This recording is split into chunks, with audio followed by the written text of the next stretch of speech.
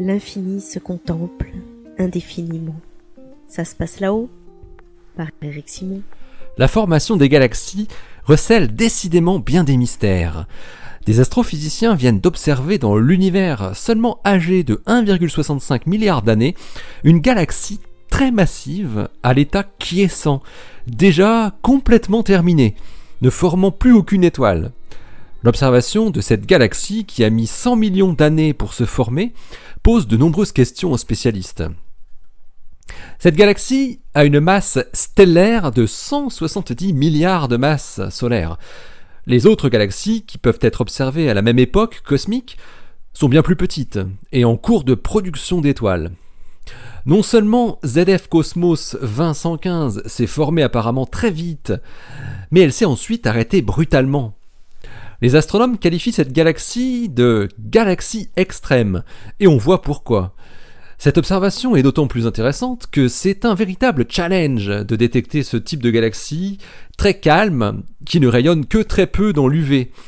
Elles ne peuvent donc être observées que dans l'infrarouge lointain, le visible et l'infrarouge décalés eux-mêmes vers le rouge par la distance. Carl Glazebrook du Swinburne University of Technology en Australie et son équipe ont utilisé le télescope Keck à Hawaï pour étudier le spectre de ZF Cosmos 20115. Les données confirment sa distance, son redshift, et fournissent également une information capitale. La galaxie a stoppé sa formation d'étoiles entre 500 millions et 1 milliard d'années avant l'époque où elle est observée.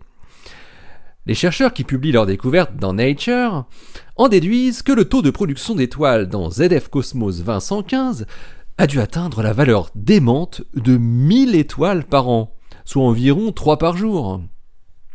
Les galaxies typiques de cette époque cosmique montrent classiquement des taux de production d'étoiles de 100 par an.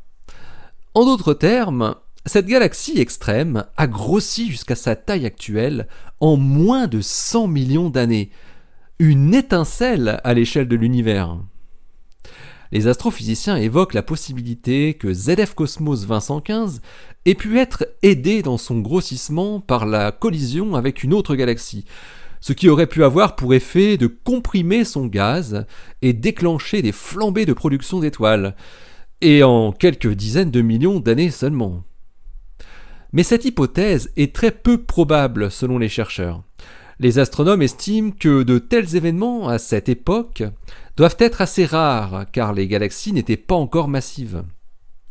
En effet, ce n'est que plus tard dans l'évolution cosmique que les galaxies subissent des fusions. Ce qui est sûr, c'est que les meilleurs modèles théoriques actuels décrivant la formation des galaxies ne produisent absolument pas ce genre de galaxies. Carl Glazebrook et ses collègues concluent avec euphémisme que, je cite, « la formation précoce de tels systèmes implique que notre image de la formation des galaxies demanderait à être revue de façon substantielle. » Ah oui, messieurs les théoriciens, à vos crayons et à vos claviers maintenant.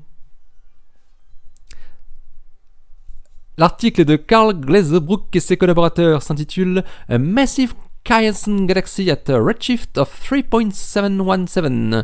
Il est paru dans Nature le 6 avril 2017.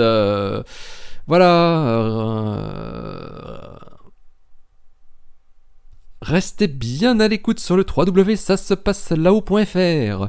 Ça se passe là-haut, le blog où l'univers des galaxies très jeunes et très bizarres se contemple indéfiniment. Vous retrouvez cette émission sur iTunes, sur PodCloud, sur Stitcher, sur YouTube.